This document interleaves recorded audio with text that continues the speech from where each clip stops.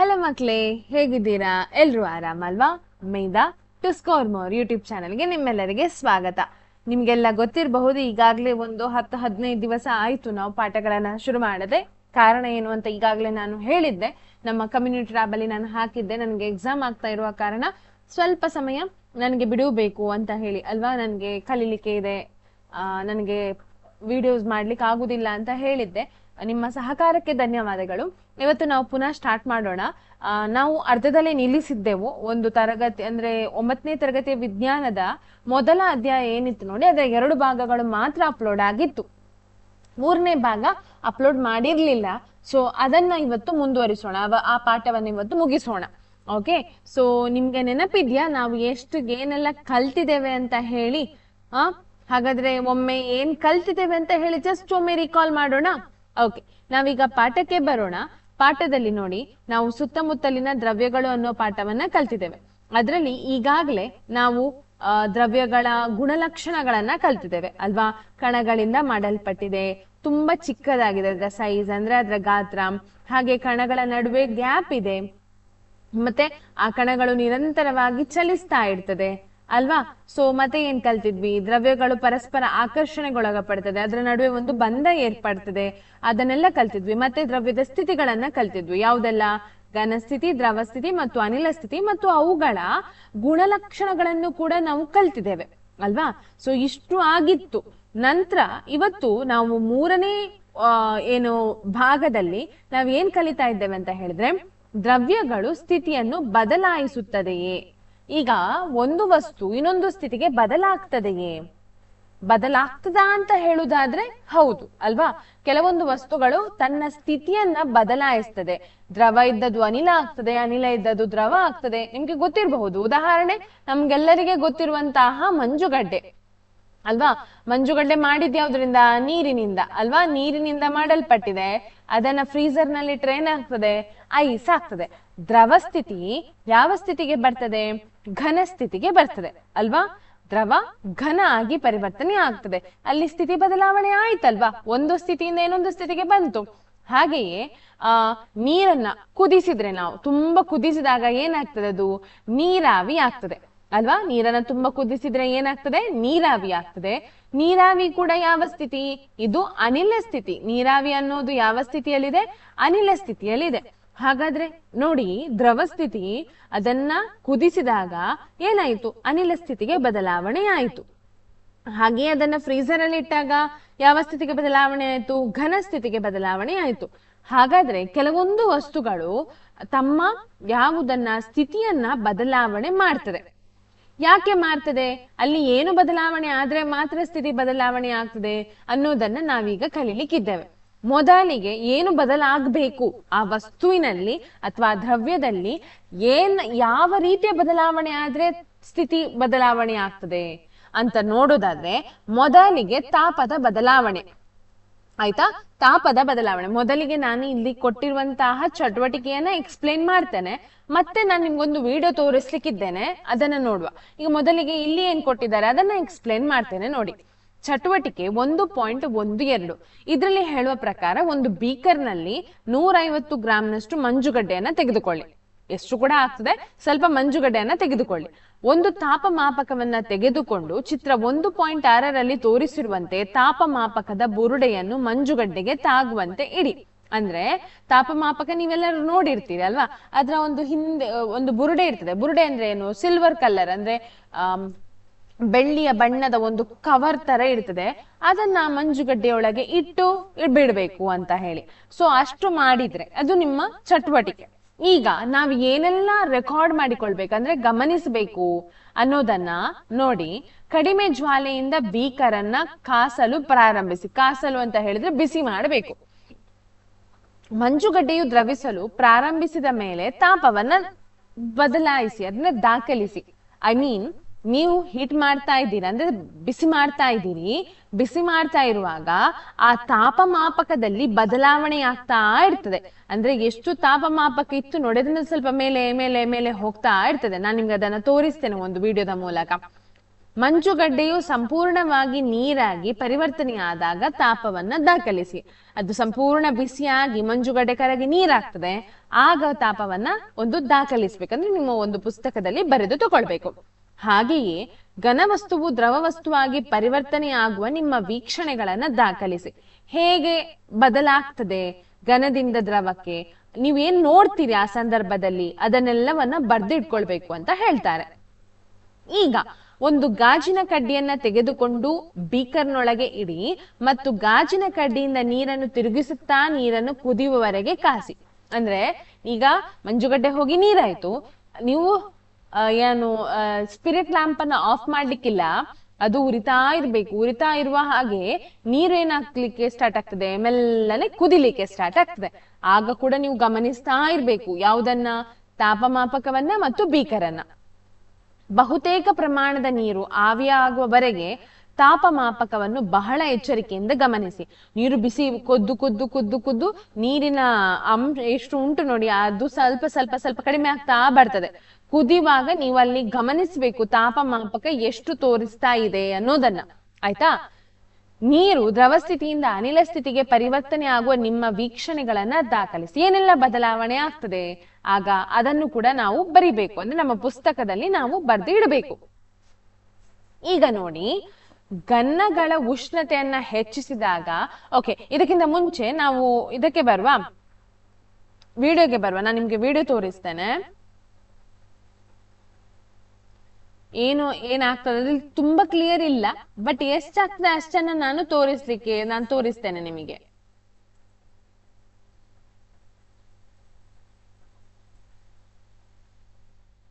ನೋಡಿ, ಇದು ಕಾಣ್ತದಲ್ಲ ನಿಮಗೆ, ಇಲ್ಲಿ ಮಾತ್ರ ಮಂಜುಗಡ್ಡೆ ಇರ್ಲಿಲ್ಲ, ನೀರಿಟ್ಟಿದ್ದಾರೆ, ಆಯ್ತಾ.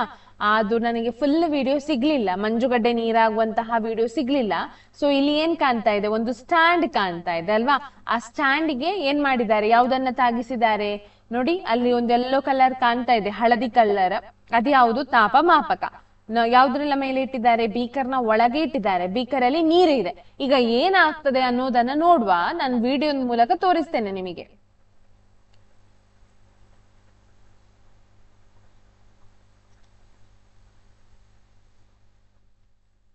ನೋಡಿ, ಅಲ್ಲಿ ತಾಪಮಾಪಕವನ್ನ ಸ್ವಲ್ಪ ಝೂಮ್ ಮಾಡಿ ತೋರಿಸ್ತಾ ಇದ್ದಾರೆ. ಕೆಳಗೆ ನೋಡಿ, ಇದು ಎಷ್ಟಿದೆ ನೋಡಿ, ಈಗ 20 ಡಿಗ್ರಿ ಸೆಲ್ಸಿಯಸ್ ಇದೆ ಅಲ್ವಾ.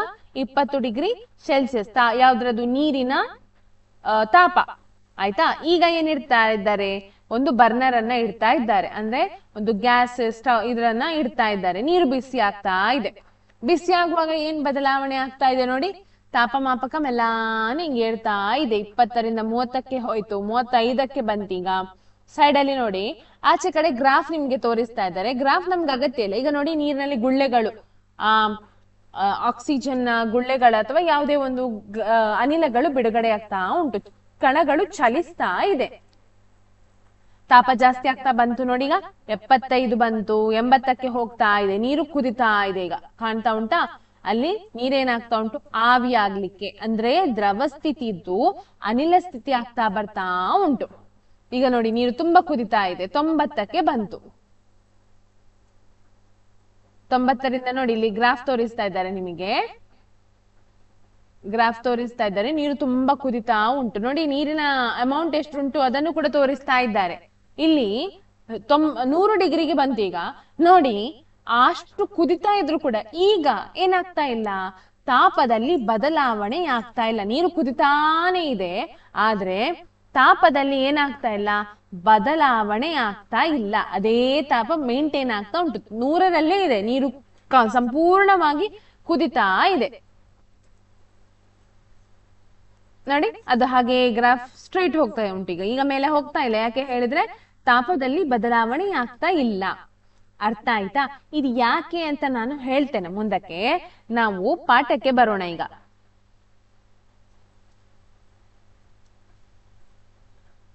ಬಂದೆವು ನೋಡಿ, ಇಲ್ಲಿ ನಾನೀಗ ಓದ್ತೇನೆ. ನಾನು ಏನಾಗ್ತದೆ ನಿಮ್ಗೆ, ಅದು ಏನಾದದ್ದು, ಯಾಕೆ ಹಾಗಾಯ್ತು ಅದನ್ನ ಹೇಳ್ತೇನೆ. ಘನಗಳ ಉಷ್ಣತೆಯನ್ನು ಹೆಚ್ಚಿಸಿದಾಗ ಕಣಗಳ ಚಲನಾ ಶಕ್ತಿಯು ಹೆಚ್ಚಿಸುತ್ತದೆ ಅಲ್ವಾ, ಹೆಚ್ಚುತ್ತದೆ. ಅಂದ್ರೆ ಈಗ ಅಲ್ಲಿ ನಾವು ಘನ ಇರ್ಲಿಲ್ಲ, ಯಾವ ಸ್ಥಿತಿಯಲ್ಲಿತ್ತು, ನಾವು ದ್ರವ ಸ್ಥಿತಿಯ ವಸ್ತುವನ್ನ ತೆಗೆದುಕೊಂಡಿದ್ದೆವು. ದ್ರವ ಸ್ಥಿತಿಯನ್ನ ಉಷ್ಣತೆಯನ್ನ ಹೆಚ್ಚಿಸಿದಾಗ ಅಂದ್ರೆ ಬಿಸಿ ಮಾಡ್ತಾ ಇರುವಾಗ ಅಲ್ಲಿ ನಾವ್ ಏನ್ ಕಂಡೆವು, ಆ ಕಣಗಳು ಅಂದ್ರೆ ನೀರಿನ ಕಣಗಳು ಬಬಲ್ಸ್ ಏನ್ ಕಾಣ್ತಾ ಇತ್ತು, ಗುಳ್ಳೆಗಳು ಹೆಚ್ಚುತ್ತಾ ಇತ್ತು, ಅದು ಚಲನೆ ಆಗ್ತಾ ಇತ್ತು, ಮೆಲಾನೆ ಆಚೆ ಈಚೆ ಹೋಗ್ತಾ ಇತ್ತು ಅಲ್ವಾ. ಚಲನ ಶಕ್ತಿಯ ಹೆಚ್ಚಳದಿಂದಾಗಿ ಕಣಗಳು ಹೆಚ್ಚಿನ ವೇಗದಿಂದ ಕಂಪಿಸಲಾರಂಭಿಸುತ್ತದೆ. ಆಯ್ತಾ. ಈಗ ಅದು ಬಿಸಿ ಬಿಸಿ ಆಗುವಾಗ ತುಂಬಾ ಜಾಸ್ತಿ ಆಗ್ತದೆ ಆ ಚಲನೆಗಳು. ಒದಗಿಸಿದ ಶಾಖ ಶಕ್ತಿಯು ಕಣಗಳ ನಡುವಿನ ಆಕರ್ಷಣ ಬಲಕ್ಕೆ ಮೀರಿದ್ದಾಗಿರುತ್ತದೆ. ನೀವು ತಾಪವನ್ನ ಹೆಚ್ಚು ಮಾಡ್ತಾ ಇರ್ಬೇಕಾದ್ರೆ ಕಣಗಳ ನಡುವೆ ಏನು ಆಕರ್ಷಣ ಬಲ ಉಂಟಲ್ಲ ಅದು ಕಡಿಮೆ ಆಗ್ತಾ ಬರ್ತದೆ. ಯಾಕೆ ಹೇಳಿದ್ರೆ ಒಂದು ಕಡೆ ತಾಪ ಜಾಸ್ತಿ ಆಗುವಾಗ ಆಕರ್ಷಣ ಬಲ ಏನಾಗ್ತದೆ, ಕಡಿಮೆ ಆಗ್ತದೆ, ತಾಪ ಏನಾಗ್ತದೆ, ಹೆಚ್ಚಾಗ್ತದೆ. ಆಯ್ತಾ. ಇದು ಹೀಗೆ ಮೇಲೆ ತೋರಿಸಿದ್ದು ಹೆಚ್ಚಾಗ್ತದೆ ಅಂತ ಹೇಳಿ. ಕಣಗಳು ತಮ್ಮ ನಿರ್ದಿಷ್ಟ ಸ್ಥಳವನ್ನು ತೊರೆಯುತ್ತವೆ ಮತ್ತೆ ಹೆಚ್ಚು ಸ್ವತಂತ್ರವಾಗಿ ಚಲಿಸಲು ಪ್ರಾರಂಭಿಸುತ್ತದೆ. ನೀವು ನೋಡಿದ್ರಲ್ವಾ, ಆ ನೀರು ಗುಳೆ ಬರುವಾಗ ತುಂಬಾ ಬೇಗ ಚಲನೆ ಆಗ್ತಾ ಇತ್ತು. ಯಾವಾಗ ಘನವಸ್ತುಗಳು ಈ ಸ್ಥಿತಿಯನ್ನು ತಲುಪುತ್ತವೆಯೋ ಆಗ ದ್ರವಿಸುತ್ತದೆ ಮತ್ತು ದ್ರವವಾಗಿ ಪರಿವರ್ತನೆ ಆಗುತ್ತದೆ. ಈ ವಿಡಿಯೋ ನಾನು ನಿಮ್ಗೆ ತೋರಿಸ್ಲಿಲ್ಲ, ಅಂದ್ರೆ ಐಸ್ ಇದ್ದದ್ದು ನೀರ್ ಹೇಗಾಗ್ತದೆ ಅನ್ನೋದನ್ನ ನಾನು ನಿಮ್ಗೆ ತೋರಿಸ್ಲಿಲ್ಲ, ಬಟ್ ನೀರಿದ್ದದ್ದು ಅನಿಲ ಹೇಗಾಗ್ತದೆ ಅನ್ನೋದನ್ನ ತೋರಿಸಿದ್ದೇನೆ. ಇದು ಕೂಡ ಹಾಗೆಯೇ ಆಗ್ತದೆ. ಆಯ್ತಾ. ಯಾವ ತಾಪದಲ್ಲಿ ವಸ್ತುಗಳು ದ್ರವಿಸಿ ವಾತಾವರಣದ ಒತ್ತಡದಲ್ಲಿ ದ್ರವ ಸ್ಥಿತಿಗೆ ಪರಿವರ್ತನೆಯಾಗುತ್ತದೆಯೋ ಆ ತಾಪವನ್ನು ಅವುಗಳ ದ್ರವನ ಬಿಂದು ಎಂದು ಹೇಳ್ತಾರೆ. ಯಾವುದಂತ ಹೇಳ್ತಾರೆ? ದ್ರವನ ಬಿಂದು ಅಂತ ಹೇಳ್ತಾರೆ. ಅರ್ಥ ಆಯ್ತಾ. ದ್ರವನ ಬಿಂದು ಅಂದ್ರೆ ಏನಂತ ಗೊತ್ತಾಯ್ತಲ್ಲ. ದ್ರವನ ಬಿಂದು ಅಂದ್ರೆ ಏನು, ನೆನಪಾಯ್ತಾ ಅಥವಾ ಅರ್ಥ ಆಯ್ತಾ ನಾನು ಹೇಳಿದ್ದು ಏನಂತ ಹೇಳಿ ನೋಡೋಣ. ದ್ರವನ ಬಿಂದು ಅಂದ್ರೆ ಏನು? ಒಂದು ಘನ ವಸ್ತು ದ್ರವ ವಸ್ತುವಾಗಿ ಪರಿವರ್ತನೆಯಾಗಬೇಕಾದ್ರೆ ಅದಕ್ಕೆ ಬೇಕಾದ ಆ ಉಷ್ಣತೆ ಅಥವಾ ಆ ಯಾವ ತಾಪದಲ್ಲಿ ಅದು ದ್ರವ ಸ್ಥಿತಿಗೆ ಬದಲಾವಣೆ ಆಗ್ತದೆಯೋ ಅದನ್ನ ದ್ರವನ ಬಿಂದು ಅಂತ ಹೇಳ್ತೇವೆ. ಏನಂತ ಹೇಳ್ತೇವೆ? ದ್ರವನ ಬಿಂದು ಅಂತ ಹೇಳ್ತೇವೆ. ಅರ್ಥ ಆಯ್ತಾ. ಈಗ ನೋಡಿ, ಮಂಜುಗಡ್ಡೆಯ ದ್ರವನ ಬಿಂದು ಎಷ್ಟು? 273.16 ಕೆಲ್ವಿನ್. ಇದು ಕೆಯಲ್ಲಿ ಕೊಟ್ಟಿದ್ದಾರೆ, ಕೆಲ್ವಿನ್. ಆಯ್ತಾ. ಕೆಲ್ವಿನ್ ಅನ್ನ ನಾವು ಯಾವುದಕ್ಕೆ ಪರಿವರ್ತನೆ ಮಾಡಬೇಕು? ಸೆಲ್ಸಿಯಸ್ಗೆ ಪರಿವರ್ತನೆ ಮಾಡ್ಬೇಕು. ಅದಕ್ಕೆ ಹೇಗೆ ಅಂತ ಹೇಳ್ತೇನೆ ಮುಂದಕ್ಕೆ. ಘನ ಸ್ಥಿತಿಯಿಂದ ದ್ರವ ಸ್ಥಿತಿಗೆ ಬದಲಾವಣೆ ಹೊಂದುವುದನ್ನ ದ್ರವನ ಅಂತ ಹೇಳ್ತಾರೆ, ಫ್ಯೂಷನ್ ಅಂತ ಹೇಳ್ತಾರೆ. ಘನದಿಂದ ಯಾವುದಕ್ಕೆ? ದ್ರವಕ್ಕೆ ಬದಲಾವಣೆ ಆಗ್ತದಲ್ವಾ, ಆ ಸ್ಥಿತಿಗೆ ಏನಂತ ಹೇಳ್ತಾರೆ? ಫ್ಯೂಷನ್ ಅಂತ ಹೇಳ್ತಾರೆ, ದ್ರವನ ಅಂತ ಹೇಳ್ತಾರೆ. ಈ ಪ್ರಕ್ರಿಯೆಗೆ ಇದೇ ಪ್ರಕ್ರಿಯೆಯನ್ನ ನಾವೇನಂತ ಕರಿತೇವೆ? ಕರಗುವಿಕೆ ಅಂತ ಹೇಳ್ತೇವೆ. ಘನವು ದ್ರವಿಸಿದಾಗ ಅದರ ತಾಪವು ಹಾಗೆಯೇ ಮತ್ತೆ ಏನಾಗ್ತದೆ? ಸ್ಥಿರವಾಗಿರುತ್ತದೆ. ಹಾಗಾದರೆ ಒದಗಿಸಿದ ಉಷ್ಣ ಶಕ್ತಿಯು ಎಲ್ಲಿ ಹೋಯಿತು ಅಂದ್ರೆ ಏನ್ ಹೇಳ್ತಾರೆ ಇಲ್ಲಿ? ಅರ್ಥ ಆಯ್ತಾ ನಿಮಗೆ?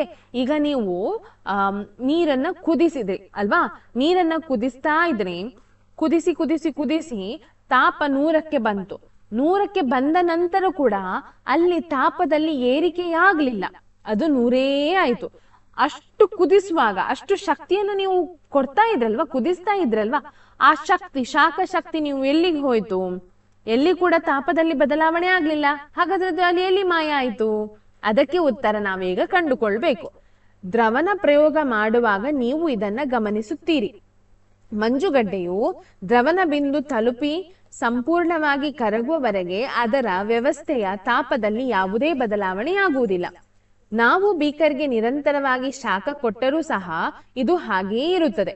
ಈ ಶಾಖವು ಕಣಗಳ ನಡುವಿನ ಆಕರ್ಷಣ ಬಲವನ್ನು ಮೀರಿ ಸ್ಥಿತಿ ಬದಲಾವಣೆ ಆಗಲು ಸಹಕಾರಿ ಆಗ್ತದೆ ಅಥವಾ ಉಪಯೋಗ ಆಗ್ತದೆ. ನೀವು ಕೊಟ್ಟ ಶಾಖ ಏನಾಗ್ತದೆ? ಆ ಆಕರ್ಷಣ ಬಲವನ್ನು ಮೀರಿ ಏನಾಗ್ತದೆ? ಅದರ ಸ್ಥಿತಿ ಬದಲಾಯಿಸಲಿಕ್ಕೆ ಸಹಾಯ ಮಾಡ್ತದೆ. ಬೀಕರ್ಗೆ ಶಾಖ ಕೊಟ್ಟರೂ ಮಂಜುಗಡ್ಡೆಯು ಶಾಖವನ್ನ ಹೀರಿಕೊಂಡು ಅದರ ತಾಪದಲ್ಲಿ ಯಾವುದೇ ಬದಲಾವಣೆ ಹೊಂದದೆ ಉಷ್ಣವನ್ನ ಗುಪ್ತವಾಗಿರಿಸಿಕೊಂಡಿರುತ್ತದೆ. ಉಷ್ಣ ಏನಾಗ್ತದೆ? ಹೈಡ್ ಆಗ್ತದೆ, ಅಡಗಿಸಿಕೊಳ್ತದೆ ಉಷ್ಣ ಅಲ್ಲಿ. ಇದನ್ನು ನಾವೇನಂತ ಹೇಳ್ತೇವೆ? ಈ ಉಷ್ಣವನ್ನು ಗುಪ್ತೋಷ್ಣ ಎನ್ನುವರು. ಗುಪ್ತೋಷ್ಣ ಎಂದರೇನು ಅಂತ ಹೇಳಿ ಪ್ರಶ್ನೆ ಬರ್ತದೆ, ಅದಕ್ಕೆ ಗುಪ್ತೋಷ್ಣ ಅಂತ ಹೇಳ್ತಾರೆ. ಈಗ ನೋಡಿ, ಗುಪ್ತೋಷ್ಣ ಎಂದರೇನು ಅಂತ ನಾನು ಹೇಳ್ತೇನೆ. ಬೇರೆ ಕಲರ್ ಬಣ್ಣದಲ್ಲಿ ನಾವು ಇದನ್ನ ಹಾಕುವ, ಇದು ಇಂಪಾರ್ಟೆಂಟ್ ಆಯ್ತಾ, ಕೇಳಿ. ಪದದ ಅರ್ಥ ಅಡಗಿಸಿಕೊಳ್ಳುವುದು. 1 kg ಘನವನ್ನ ಅದರ ದ್ರವನ ಬಿಂದುವಿನಲ್ಲಿ ವಾತಾವರಣದ ಒತ್ತಡದಲ್ಲಿ ದ್ರವವಾಗಿ ಪರಿವರ್ತಿಸಲು ಬೇಕಾಗುವ ಉಷ್ಣ ಶಕ್ತಿಯ ಪರಿಣಾಮವನ್ನ ದ್ರವನ ಗುಪ್ತೋಷ್ಣ ಅಂತ ಹೇಳ್ತಾರೆ. ಅಂದ್ರೆ ಘನ ಸ್ಥಿತಿ ಹೋಗಿ ಏನಾಗ್ಬೇಕು, ದ್ರವ ಸ್ಥಿತಿ ಆಗ್ಬೇಕು. ಆ ದ್ರವ ಸ್ಥಿತಿ ಆಗ್ಬೇಕಾದ್ರೆ ಬೇಕಾಗುವಂತಹ ಉಷ್ಣ ಅಲ್ಲಿ ಅಡಗಿಕೊಳ್ತದಲ್ವಾ. ಅಂದ್ರೆ ಅಲ್ಲಿ ಗೊತ್ತಾಗುದಿಲ್ಲ ನೀವು ಎಷ್ಟು ಹೀಟ್ ಮಾಡ್ತಿದ್ದೀರಿ, ಅಷ್ಟಕ್ಕೆ ಬಂದ ನಂತರ ಅದ್ರಲ್ಲಿ ಏನು ಬದಲಾವಣೆ ಆಗುವುದಿಲ್ಲ. ಸೊ ಅದನ್ನ ನಾವು ಏನಂತ ಹೇಳುದು, ಗುಪ್ತೋಷ್ಣ ಅಂತ ಹೇಳ್ತಾರೆ. ಹಾಗಾದರೆ ಮಂಜುಗಡ್ಡೆಯ ಗುಪ್ತೋಷ್ಣ ಎಷ್ಟು ಅಥವಾ ದ್ರವನ ಬಿಂದು ಎಷ್ಟು? ಆದುದರಿಂದ ಒಂದೇ ತಾಪಮಾಪಕದಲ್ಲಿ ಮಂಜುಗಡ್ಡೆಯ ಕಣಗಳಿಗೆ ಹೋಲಿಸಿದರೆ ನೀರಿನ ಕಣಗಳು 0 ಡಿಗ್ರಿನಲ್ಲಿ ಹೆಚ್ಚು ಶಕ್ತಿಯನ್ನ ಹೊಂದಿರುತ್ತದೆ. ಅಂದ್ರೆ ಅದರ ಅರ್ಥ ಏನು ಗೊತ್ತಾ, ಘನ ದ್ರವ ಆಗ್ಬೇಕಾದ್ರೆ 0ಯಲ್ಲೇ ಇರ್ತದೆ. ಆ ನೀರಿನ ದ್ರವನ ಬಿಂದು ಎಷ್ಟು? 0 ಡಿಗ್ರಿ ಸೆಲ್ಸಿಯಸ್. ಇದು ನೆನಪಿಟ್ಕೊಳ್ಬೇಕು. ಅಂದ್ರೆ ಮಂಜುಗಡ್ಡೆ ನೀರಾಗಿ ಕರಗಬೇಕಾದ್ರೆ 0ಗೆ ಬರ್ಬೇಕು. ಅಷ್ಟು 0 ಸಂಪೂರ್ಣವಾಗಿ ಮಂಜುಗಡ್ಡೆ ಕರಗುವ ತನಕ ಅನಂತರ ಕುದಿಲಿಕ್ಕೆ ಸ್ಟಾರ್ಟ್ ಆಗುದು. ಆಯ್ತಾ, ನೀರು ಬಿಸಿ ಆಗ್ಲಿಕ್ಕೆ ಸ್ಟಾರ್ಟ್ ಆಗುದು ಅನಂತರ. ಅಷ್ಟರ ತನಕ ಮಂಜುಗಡ್ಡೆಯ ತಾಪ ನೀವು ಒಂದು ವೇಳೆ ನೋಡಿದ್ರೆ ತಾಪಮಾಪಕದಲ್ಲಿ ಎಷ್ಟಾದ್ರೂ ಒಂದು -6 -7 ಎಷ್ಟಾದ್ರೂ ಇರ್ಬೋದು, ಮೈನಸ್ ಅಲ್ಲಿ ಇರ್ತದೆ. ಅಷ್ಟರ ತನಕ ಏನಾಗ್ತದೆ ಆಯ್ತಾ, ಮೈನಸ್ ಅಲ್ಲಿ ಇರ್ತದೆ. ನೀವು ಕುದಿಸಿ ಕುದಿಸಿ ಕುದಿಸಿ ನೀರಾಗುವಾಗ ಬರುವಂತಹದ್ದು 0ಗೆ ಬಂದು ಮುಟ್ಟುತ್ತದೆ. 0ಯ ನಂತರ ನೀರು ಹಾಗೇ ಅದೇ ತಾಪದಲ್ಲಿ ಇರ್ತದೆ. ಮತ್ತೆ ನೀರು ಕುದಿಲಿಕ್ಕೆ ಸ್ಟಾರ್ಟ್ ಆಗುದು ಯಾವಾಗ? 100ಕ್ಕೆ ಬಂದಾಗ. ಆಯ್ತಾ, 100ಕ್ಕೆ ಬಂದಾಗ ಇದು ದ್ರವನ ಗುಪ್ತೋಷ್ಣ. ಗುಪ್ತೋಷ್ಣ ಅಂದ್ರೆ ಏನು ಅಂತ ಹೇಳಿ ಅರ್ಥ ಆಯ್ತು. ಏನು ದ್ರವನ ಗುಪ್ತೋಷ್ಣ ಅಂದ್ರೆ ಏನು ಹೇಳಿ ನೋಡೋಣ, ಅಥವಾ ಮನಸ್ಸಲ್ಲಿ ಒಮ್ಮೆ ರೀಕಾಲ್ ಮಾಡಿ ನೋಡೋಣ. ಮಂಜುಗಡ್ಡೆ ನೀರಾಗಿ ಪರಿವರ್ತನೆಯಾಗಬೇಕಾದರೆ ಆ ತಾಪ ಅಲ್ಲಿ ಏನಾಗ್ತದೆ, ಗುಪ್ತವಾಗಿರ್ತದೆ. ಆ ತಾಪವನ್ನ ಅಥವಾ ಅಷ್ಟು ಕರಗ್ಲಿಕ್ಕೆ ಅಂದ್ರೆ ಎಲ್ಲಾ ಮಂಜುಗಡ್ಡೆಗಳು ಕರಗಿ ದ್ರವ ಆಗ್ಬೇಕಾಗುವಂತಹ ತಾಪವನ್ನ ದ್ರವನ ಗುಪ್ತೋಷ್ಣ ಅಂತ ಹೇಳ್ತಾರೆ. ನಾವು ಉಷ್ಣ ಶಕ್ತಿಯನ್ನು ನೀರಿಗೆ ಒದಗಿಸಿದಾಗ ಕಣಗಳು ಇನ್ನೂ ಹೆಚ್ಚಿನ ವೇಗದೊಂದಿಗೆ ಚಲಿಸಲು ಪ್ರಾರಂಭಿಸುತ್ತದೆ.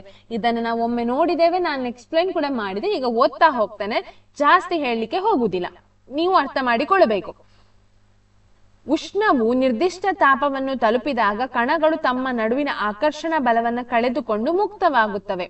ಈ ನಿರ್ದಿಷ್ಟ ತಾಪದಲ್ಲಿ ದ್ರವವು ಅನಿಲವಾಗಿ ಪರಿವರ್ತನೆಯಾಗಲು ಪ್ರಾರಂಭಿಸುತ್ತದೆ. ವಾತಾವರಣದ ಒತ್ತಡದಲ್ಲಿ ದ್ರವವು ನಿರ್ದಿಷ್ಟ ತಾಪದಲ್ಲಿ ಕುದಿಯಲು ಪ್ರಾರಂಭಿಸುತ್ತದೆ. ಇದನ್ನ ಕುದಿಯುವ ಬಿಂದು ಅಂತ ಹೇಳ್ತಾರೆ. ಕುದಿಯುವ ಬಿಂದು ಎಷ್ಟು? ನೀರಿನ ಕುದಿಯುವ ಬಿಂದು ಎಷ್ಟು? 100 ಡಿಗ್ರಿ ಸೆಲ್ಸಿಯಸ್. ಕುದಿಯುವಿಕೆಯು ಒಂದು ಬೃಹತ್ ವಿದ್ಯಮಾನವಾಗಿದೆ. ಬೃಹತ್ ಪ್ರಮಾಣದ ಕಣಗಳನ್ನ ಹೊಂದಿರುವ ದ್ರವವು ಆವಿ ಸ್ಥಿತಿಯನ್ನ ತಲುಪಲು ಸಾಕಷ್ಟು ಶಕ್ತಿಯನ್ನ ಪಡೆದುಕೊಳ್ಳುತ್ತದೆ. ನೀರಿಗೆ ಈ ತಾಪವು 373 ಕೆಲ್ವಿನ್ ಆಗಿದೆ. 100 ಡಿಗ್ರಿ ಸೆಲ್ಸಿಯಸ್ ಅಂದ್ರೆ ಇದು ಹೇಗೆ ಬಂದದ್ದು? 100 ಡಿಗ್ರಿ ಸೆಲ್ಸಿಯಸ್ ಅಂತ ಹೇಳಿ ನಾವು ಕನ್ನಡದಲ್ಲಿ ಹೇಳ್ತೇವೆ. 100ಕ್ಕೆ ಬಂತಲ್ವಾ, ಆಗ ನೋಡಿದ್ರಲ್ವಾ. 273ಕ್ಕೆ 100ನ್ನ ಸೇರಿಸಿದ್ರೆ 373 ಆಗ್ತದೆ. ಅದು ಯಾವ್ದ್ರಲ್ಲಿ ಇದೆ? ಕೆಲ್ವಿನ್ ಅಲ್ಲಿ ಇದೆ. ಇದು ಕೆಲ್ವಿನ್ ಅನ್ನೋ ಒಂದು ಇದ್ರಲ್ಲಿ ಇದೆ ಮಾನ. ಆಯ್ತಾ, ಯಾವ್ದ್ರದ್ದು? ಉಷ್ಣದ ಮಾನ, ಉಷ್ಣದ ಅಳತೆಯನ್ನ ಅಳೆಯುವ ಮಾನದು ಕೆಲ್ವಿನ್. ನಾವಿಲ್ಲಿ ಸೆಲ್ಸಿಯಸ್ ಅಂತ ಹೇಳ್ತೇವೆ, ಸಿ ಅಂತ ಹೇಳಿ ಬರಿತೇವೆ. ಆದ್ರೆ ಬೇರೆ ಕಡೆಗಳಲ್ಲಿ ಅದನ್ನ ಕೆ ಅಂತ ಹೇಳಿ ಬರೀತಾರೆ. ನೀರಿನ ಆವೀಕರಣ ಗುಪ್ತೋಷ್ಣವನ್ನ ಅಂದ್ರೆ ಲೇಟೆಂಟ್ ಹೀಟ್ ಆಫ್ ವೇಪರೈಸೇಷನ್ ಅಂತ ಹೇಳ್ತಾರೆ ಕನ್ನಡದಲ್ಲಿ. ನೀವು ನಿರೂಪಿಸುವಿರಾ? ನಾವು ದ್ರವನ ಗುಪ್ತೋಷ್ಣವನ್ನು ನಿರೂಪಿಸಿದ ಹಾಗೆಯೇ ಆವೀಕರಣ ಗುಪ್ತೋಷ್ಣವನ್ನ ನಿರೂಪಿಸಬಹುದು. ಹಬೆಯಲ್ಲಿನ ಕಣಗಳು ಅಂದರೆ 373 ಕೆಲ್ವಿನ್ ಅಂದ್ರೆ 100 ಡಿಗ್ರಿ ಸೆಲ್ಸಿಯಸ್ ನಲ್ಲಿರುವ ನೀರಾವಿನಲ್ಲಿನ ಕಣಗಳು ಅಷ್ಟೇ ತಾಪದಲ್ಲಿರುವ ನೀರಿನ ಕಣಗಳಿಗಿಂತಲೂ ಅಧಿಕ ಶಕ್ತಿ ಹೊಂದಿರುತ್ತದೆ. ಇದಕ್ಕೆ ಕಾರಣವೇನೆಂದರೆ ಹಬೆಯಲ್ಲಿನ ಕಣಗಳು ಅಧಿಕ ಶಾಖ ಶಕ್ತಿಯನ್ನ ಆವೀಕರಣ ಗುಪ್ತೋಷ್ಣದ ರೂಪದಲ್ಲಿ ಪಡೆದುಕೊಂಡಿರುತ್ತದೆ. ಯಾಕೆ ಅಂತ ಗೊತ್ತಾಯ್ತು? ಇದು ಯಾಕೆ ಅಂತ ಹೇಳಿ ನೋಡಿ. ನೀರಾವಿಯಲ್ಲಿರುವ ಕಣಗಳು ಅಷ್ಟೇ ತಾಪದಲ್ಲಿರುವ ನೀರಿನ ಕಣಗಳಿಗಿಂತ ಅಧಿಕ ಶಕ್ತಿಯನ್ನ ಹೊಂದಿರುತ್ತದೆ. ಆಯ್ತಾ, ನೀರಾವಿಯಲ್ಲಿರುವ ಹೆಚ್ಚು ಶಕ್ತಿ ಇರ್ತದೆ. ಯಾವ ಶಕ್ತಿ? ಉಷ್ಣ ಶಕ್ತಿ. ಈಗ ನೋಡಿ, ಈಗ ಇಲ್ಲಿ ಒಂದು ಕೊಟ್ಟಿದ್ದಾರೆ, ಇದು ಇಂಪಾರ್ಟೆಂಟ್ ತುಂಬಾ. ಅಂದ್ರೆ ಘನ ಸ್ಥಿತಿ ದ್ರವ ಸ್ಥಿತಿಗೆ ಬರ್ಬೇಕಾದ್ರೆ ನಾವ್ ಏನ್ ಮಾಡ್ಬೇಕು, ಕಾಯಿಸ್ಬೇಕು ಅಲ್ವಾ. ಅದೇ ದ್ರವ ಸ್ಥಿತಿ ಅನಿಲ ಸ್ಥಿತಿಗೆ ಬರ್ಬೇಕಾದ್ರೆ ಕೂಡ ನಾವು ಕಾಯಿಸ್ಬೇಕು. ಅನಿಲ ಸ್ಥಿತಿಯನ್ನ ದ್ರವ ಸ್ಥಿತಿಗೆ ತರಬಹುದು ನಾವು ಯಾವಾಗ, ತಂಪು ಮಾಡಿದಾಗ. ಹಾಗೆಯೇ ದ್ರವ ಸ್ಥಿತಿಯನ್ನ ಘನ ಸ್ಥಿತಿಗೆ ನಾವು ತರಬಹುದು ಯಾವಾಗ, ತಂಪು ಮಾಡಿದಾಗ. ಇದು ನಿಮ್ಗೆ ಗೊತ್ತುಂಟು, ಫ್ರಿಡ್ಜ್ ಅಲ್ಲಿ ಇಟ್ರೆ ಆಗ್ತದೆ ಅಂತ ಹೇಳಿ ತಂಪು ಮಾಡುದಲ್ವಾ ನಾವಲ್ಲಿ. ಆದುದರಿಂದ ತಾಪದ ಬದಲಾವಣೆಯಿಂದಾಗಿ ದ್ರವ್ಯಗಳು ಒಂದು ಸ್ಥಿತಿಯಿಂದ ಮತ್ತೊಂದು ಸ್ಥಿತಿಗೆ ಬದಲಾಗುತ್ತದೆ ಎಂದು ತೀರ್ಮಾನಿಸಬಹುದು. ಯಾಕೆ, ಹೇಗೆ ಗೊತ್ತಾಯ್ತು ನಮಗೆ? ಅದು ತಾಪ ಬದಲಾವಣೆ ಆದಾಗ ಮಾತ್ರ ದ್ರವ್ಯಗಳ ಸ್ಥಿತಿ ಏನಾಗ್ತದೆ, ಒಂದು ಸ್ಥಿತಿಯಿಂದ ಇನ್ನೊಂದು ಸ್ಥಿತಿಗೆ ಬರ್ತದೆ. ಇದು ಇಂಪಾರ್ಟೆಂಟ್ ತುಂಬಾ. ಈಗ ನೋಡಿ, ಅಲ್ಲಿ ಒಂದು ಟಿಪ್ಪಣಿ ಕೊಟ್ಟಿದ್ದಾರೆ, ಅದನ್ನ ಒಮ್ಮೆ ನೋಡುವ. ಕೆಲ್ವಿನ್ ತಾಪದ ಅಂತಾರಾಷ್ಟ್ರೀಯ ಏಕಮಾನವಾಗಿದೆ. ಅಂದ್ರೆ ಅಂತಾರಾಷ್ಟ್ರೀಯ ಏಕಮಾನ, ಇಂಟರ್ನ್ಯಾಷನಲ್ ಯೂನಿಟ್ ಅಂತ ಹೇಳ್ತೇವೆ. 0 ಡಿಗ್ರಿ ಸೆಲ್ಸಿಯಸ್ ಅಂದ್ರೆ 273 ಡಿಗ್ರಿ ಕೆಲ್ವಿನ್. ನಮ್ಮ ಅನುಕೂಲಕ್ಕಾಗಿ ದಶಮಾಂಶವನ್ನ ಸಂಪೂರ್ಣ ಅಂಕಕ್ಕೆ ಪರಿವರ್ತಿಸಿದಾಗ 0 ನಾವು 273 ಕೆಲ್ವಿನ್ ಅಂತ ಹೇಳಿ ನಾವು ತೆಗೆದುಕೊಳ್ಳುದು. ಅಂದ್ರೆ ಅದನ್ನ ಪೂರ್ಣ ಮಾಡುದು ನಾವು, ಆಯ್ತಾ, ದಶಮಾಂಶ ಬಿಂದು ಬೇಡ ಅನ್ನೋ ಕಾರಣಕ್ಕೆ. ಕೆಲ್ವಿನ ಅಳತೆ ಮಾನವನ್ನ ಸೆಲ್ಸಿಯಸ್ ಅಳತೆ ಮಾನಕ್ಕೆ ಪರಿವರ್ತಿಸಲು ಕೊಟ್ಟಿರುವ ತಾಪಮಾಪಕದಿಂದ 273 ಕಳೆಯಬೇಕು. ಹಾಗೂ ಸೆಲ್ಸಿಯಸ್ ನಿಂದ ಕೆಲ್ವಿನ್ ಅಳತೆ ಮಾಪಕ್ಕೆ ಪರಿವರ್ತಿಸುವಾಗ 273 ಕೊಟ್ಟಿರುವ ತಾಪಕ್ಕೆ ಕೂಡಿಸಬೇಕಾಗ್ತದೆ. ಇದನ್ನ ಏನಂತ ಹೇಳ್ತೇನೆ ನೋಡಿ. ಒಂದು ವೇಳೆ ನಿಮಗೆ ಕೊಟ್ಟಿರುವ ತಾಪ ಸೆಲ್ಸಿಯಸ್ ನಲ್ಲಿ ಇದ್ರೆ, ಹೀಗೆ ಇದ್ರೆ ಆಯ್ತಾ, ಡಿಗ್ರಿ ಸೆಲ್ಸಿಯಸ್ ನಲ್ಲಿ ಇದ್ರೆ, ಈಗ 10 ಡಿಗ್ರಿ ಸೆಲ್ಸಿಯಸ್ ಅಂತ ಇದ್ರೆ, ಇದನ್ನ ಕೆಲ್ವಿನಿಗೆ ಹೇಗೆ ಪರಿವರ್ತನೆ ಮಾಡುದು? 10ಕ್ಕೆ ನೀವು 273 ಕೂಡಿಸ್ಬೇಕು. ಎಷ್ಟಾಯ್ತು 273 ಕೂಡಿಸಿದಾಗ? 283 ಕೆಲ್ವಿನ್. ಆಯ್ತಾ, ಇದು 10 ಡಿಗ್ರಿ ಅಂದ್ರೆ ಎಷ್ಟು ಕೆಲ್ವಿನ್? 283 ಕೆಲ್ವಿನ್. ಅದು ಹೇಗೆ ಬಂದದ್ದು? 273 ಕೂಡಿಸಬೇಕು. ಒಂದು ವೇಳೆ ನಿಮಗೆ ಕೊಟ್ಟಂತಹ ತಾಪ ಕೆಲ್ವಿನ್ ಅಲ್ಲಿ ಇದೆ, 293 ಅಂತ ಇದೆ, ಆಯ್ತಾ. ಆಗ ನಾವ್ ಏನ್ ಮಾಡ್ಬೇಕು, ನಮಗೆ ಸೆಲ್ಸಿಯಸ್ ನಲ್ಲಿ ಬೇಕಾದ್ರೆ ಇದರಿಂದ 273 ಕಳೆದಾಗ ಎಷ್ಟು ಬರ್ತದೆ? 83, 93, 20 ಡಿಗ್ರಿ. ಇದು ಯಾವ್ದ್ರಲ್ಲಿ ಇರ್ತದೆ? ಸೆಲ್ಸಿಯಸ್ ನಲ್ಲಿ ಇರ್ತದೆ. ಇದು ಅರ್ಥ ಆಯ್ತಾ ಹೇಗೆ ಅಂತ ಹೇಳಿ? ಓಕೆ, ಈಗ ಮುಂದಕ್ಕೆ ಬರೋಣ. ಅಲ್ಲಿ ಒಂದು ಚಟುವಟಿಕೆ ಅಂತ ಹೇಳಿ ಕೊಟ್ಟಿದ್ದಾರೆ, ಅದನ್ನ ನೋಡೋಣ. ನೋಡಿ, ಚಟುವಟಿಕೆ 1.13. ಸ್ವಲ್ಪ ಕರ್ಪೂರ ಅಥವಾ ಅಮೋನಿಯಂ ಕ್ಲೋರೈಡ್ ಅನ್ನ ತೆಗೆದುಕೊಳ್ಳಿ. ಅದನ್ನು ಪುಡಿ ಮಾಡಿ ಒಂದು ಪಿಂಗಾಣಿ ಬಟ್ಟಲಿನಲ್ಲಿ ಹಾಕಿ. ಪಿಂಗಾಣಿ ಬಟ್ಟಲಿನ ಮೇಲೆ ಆಲಿಕೆಯನ್ನ ತಲೆ ಕೆಳಗೆ ಮಾಡಿ ಇರಿಸಿ. ಚಿತ್ರ 1.7ರಲ್ಲಿ ತೋರಿಸಿದ್ದಂತೆ ಆಲಿಕೆಯಲ್ಲಿನ ಕೊಳವೆಯ ತುದಿಯನ್ನ ಹತ್ತಿ ಉಂಡೆಯಿಂದ ಮುಚ್ಚಿ. ಈಗ ಪಿಂಗಾಣಿ ಬಟ್ಟಲನ್ನ ನಿಧಾನವಾಗಿ ಕಾಸಿ ಮತ್ತು ಬದಲಾವಣೆಯನ್ನ ಗಮನಿಸಿ. ಈ ಮೇಲಿನ ಚಟುವಟಿಕೆಯಿಂದ ನಿಮ್ಮ ತೀರ್ಮಾನವೇನು? ಸ್ಥಿತಿ ಬದಲಾವಣೆಯಲ್ಲಿ ಘನವಸ್ತುಗಳು ದ್ರವ ಸ್ಥಿತಿಗೆ ಬರದೆ ನೇರವಾಗಿ ಅನಿಲ ಸ್ಥಿತಿಗೆ ಬದಲಾಗುವುದನ್ನು ಎಂತ ಹೇಳ್ತಾರೆ? ಉತ್ಪತನ ಅಂತ ಹೇಳ್ತಾರೆ. ಉತ್ಪತನ ಅಂದ್ರೆ ಏನು? ನೀವು ನಾನೊಂದು ವಿಡಿಯೋ ತೋರಿಸ್ತೇನೆ ನಿಮ್ಗೆ, ಮತ್ತೆ ಎಕ್ಸ್ಪ್ಲೇನ್ ಮಾಡ್ತೇನೆ. ಇದನ್ನು ಉತ್ಪತನ ಅಂತ ಹೇಳ್ತಾರೆ. ಮತ್ತು ವಸ್ತು ಅನಿಲ ಸ್ಥಿತಿಯಿಂದ ದ್ರವ ಸ್ಥಿತಿಗೆ ಬರದೆ ನೇರವಾಗಿ ಘನಸ್ಥಿತಿಗೆ ಬರುವುದನ್ನ ನಿಕ್ಷೇಪನ ಅಂತ ಹೇಳ್ತಾರೆ. ನೋಡಿ, ಉತ್ಪತನ ಅಂದ್ರೆ ಏನಂತ ನೆನಪಿಟ್ಕೊಳ್ಳಿ, ನಿಕ್ಷೇಪನ ಅಂದ್ರೆ ಏನಂತ ಹೇಳಿ ನೆನಪಿಟ್ಕೊಳ್ಳಿ. ಉತ್ಪತನ ಅಂದ್ರೆ ಏನು? ಘನವಸ್ತು ದ್ರವ ಸ್ಥಿತಿಗೆ ಬರದೆ, ನೋಡಿ, ವಸ್ತುಗಳು ನಿಜವಾಗಿ ಹೇಗೆ ಬದಲಾವಣೆ ಆಗ್ಬೇಕು? ಘನದಿಂದ ಅದು ದ್ರವಕ್ಕೆ ಬರ್ಬೇಕು, ದ್ರವದಿಂದ ಹೇಗೆ ಬರ್ಬೇಕು? ಅನಿಲಕ್ಕೆ ಬರ್ಬೇಕು. ಒಂದು ವೇಳೆ ಘನ ವಸ್ತು ಡೈರೆಕ್ಟ್ ಆಗಿ ಅನಿಲಕ್ಕೆ ಬಂದ್ರೆ, ಅಥವಾ ಅನಿಲ ವಸ್ತು ಡೈರೆಕ್ಟ್ ಆಗಿ ದ್ರವಕ್ಕೆ ಬಂದ್ರೆ, ಇದನ್ನ ಉತ್ಪತನ ಮತ್ತು ನಿಕ್ಷೇಪನ ಅಂತ ಹೇಳುದು. ಘನದಿಂದ ಅನಿಲಕ್ಕೆ ಬಂದ್ರೆ ಅದು ಉತ್ಪತನ, ಆಯ್ತಾ. ಅನಿಲ ಸ್ಥಿತಿಯಿಂದ ನೇರವಾಗಿ ಘನ ಸ್ಥಿತಿಗೆ ಬಂದ್ರೆ ಇದು ನಿಕ್ಷೇಪನ. ಅರ್ಥ ಆಯ್ತಲ್ಲ? ಉತ್ಪತನ ಯಾವುದು, ನಿಕ್ಷೇಪನ ಯಾವುದು ಅಂತ ಅರ್ಥ ಆಯ್ತಾ? ಇದು ಉತ್ಪತನ. ಅದೇ ಒಂದು ವೇಳೆ ಅನಿಲ ಸ್ಥಿತಿಯಿಂದ ದ್ರವ ಸ್ಥಿತಿಗೆ ಡೈರೆಕ್ಟ್ ಬರದೆ ಘನ ಸ್ಥಿತಿಗೆ ಬಂದ್ರೆ ಇದನ್ನ ಏನಂತ ಹೇಳ್ತೇವೆ? ನಿಕ್ಷೇಪನ ಅಂತ ಹೇಳ್ತೇವೆ. ಅರ್ಥ ಆಯ್ತಾ? ನಿಕ್ಷೇಪನ ಅಂದ್ರೆ ಏನು ಮತ್ತು ಉತ್ಪತನ ಅಂದ್ರೆ ಏನು ಅಂತ ಹೇಳಿ ಅರ್ಥ ಆಗಿರಬಹುದು ನಿಮಗೀಗ, ಅಲ್ವಾ? ಈಗ ನಾನೊಂದು ವಿಡಿಯೋ ತೋರಿಸ್ತೇನೆ, ನೋಡಿ ಒಮ್ಮೆ.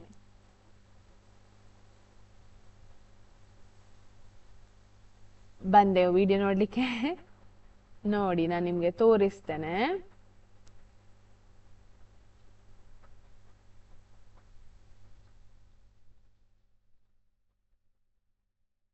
ನೋಡಿ ಅಲ್ಲಿ ಏನ್ ಮಾಡ್ತಾರೆ ನೋಡಿ. ಗ್ಯಾಸ್ ಇದೆ, ಒಂದು ಚಮಚದಲ್ಲಿ ಏನನ್ನ ತಗೊಂಡಿದ್ದಾರೆ, ಕರ್ಪೂರವನ್ನ ತಗೊಂಡಿದ್ದಾರೆ. ಕರ್ಪೂರವನ್ನ ಬಿಸಿ ಮಾಡ್ತಾ ಇದ್ದಾರೆ. ಕರ್ಪೂರಕ್ಕೆ ಬೆಂಕಿ ಹತ್ತಿತ್ತಲ್ವಾ, ಆರತಿ ಮಾಡ್ಲಿಕ್ಕೆ ನಾವು ಯೂಸ್ ಮಾಡುವಂತಹದ್ದು ಕರ್ಪೂರ. ನೋಡಿ ಕರ್ಪೂರ ಏನಾಗ್ತಾ ಉಂಟು ನೋಡಿ, ಕರ್ಪೂರ ಕರಗ್ತಾ ಉಂಟು. ಬಿಸಿ ಆದಾಗ ಆ ತಾಪಕ್ಕೆ ಏನಾಗ್ತಾ ಉಂಟು, ಕರಗ್ತಾ ಉಂಟು. ಘನ ವಸ್ತುವಲ್ಲಿ ಇತ್ತು ಕರ್ಪೂರ. ಈಗ ಬಿಸಿ ಮಾಡಿದಾಗ ಅದು ಯಾವ ವಸ್ತುವಿಗೆ ಬರ್ಬೇಕಿತ್ತು, ದ್ರವ ಸ್ಥಿತಿಗೆ ಬರ್ಬೇಕಿತ್ತು. ಅದ್ರ ದ್ರವ ಸ್ಥಿತಿಗೆ ಬಂತಾ, ಇಲ್ಲ. ಡೈರೆಕ್ಟ್ ಆಗಿ ಏನಾಯ್ತು, ಆವಿಯಾಗಿ ಹೋಯ್ತು. ಅಂದ್ರೆ ಘನದಿಂದ ನೋಡಿ ನಾನು ಇಲ್ಲಿ ಬರಿತೇನೆ, ಯಾವ ಸ್ಥಿತಿಗೆ ಬಂತು, ಘನದಿಂದ ಡೈರೆಕ್ಟ್ ಆಗಿ ಇಲ್ಲಿ ಒಂದು ಸ್ಥಿತಿಯನ್ನ ಬಿಟ್ಟು ಡೈರೆಕ್ಟ್ ಆಗಿ ಅಲ್ಲಿ ಯಾವ ಸ್ಥಿತಿಗೆ ಬಂತು, ಅನಿಲ ಸ್ಥಿತಿಗೆ ಬಂತು.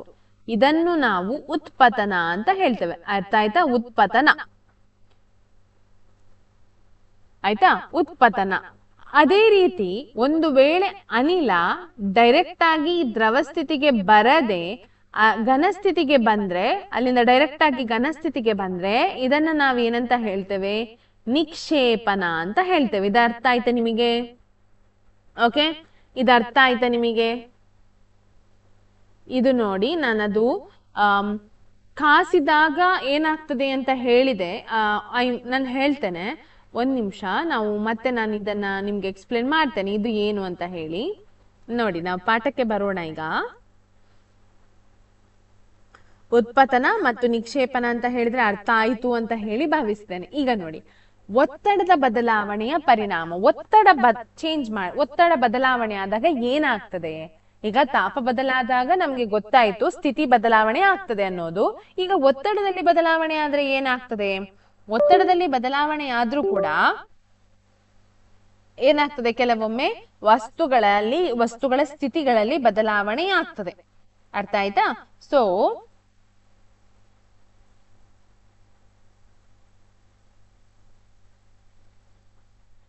ನೋಡಿ,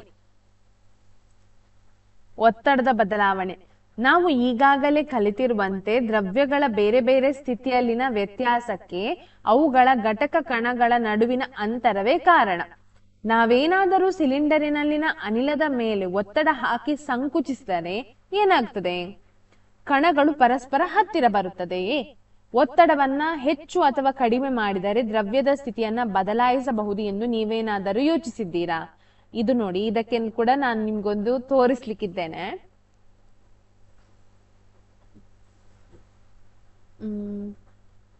ನೋಡಿ ಕಾಣ್ತಾ ಉಂಟಾ? ಇದು ಒಂದು ಸಿಲಿಂಡರ್ದು ಪಿಸ್ಟನ್ ಅಂತ ಹೇಳ್ಬಹುದು. ಪಿಸ್ಟನ್ ಆಯ್ತಾ? ಇದ್ರ ಒಳಗೆ ಈ ಕಣಗಳು ಕಾಣ್ತಾ ಉಂಟಾ? ಕೆಂಪು ಕೆಂಪು ಕಣಗಳು ಕಾಣ್ತಾ ಉಂಟಾ? ಇದು ಕಣಗಳು, ಕೆಂಪು ಕೆಂಪು ಬಣ್ಣದ್ದು ಕಣಗಳು.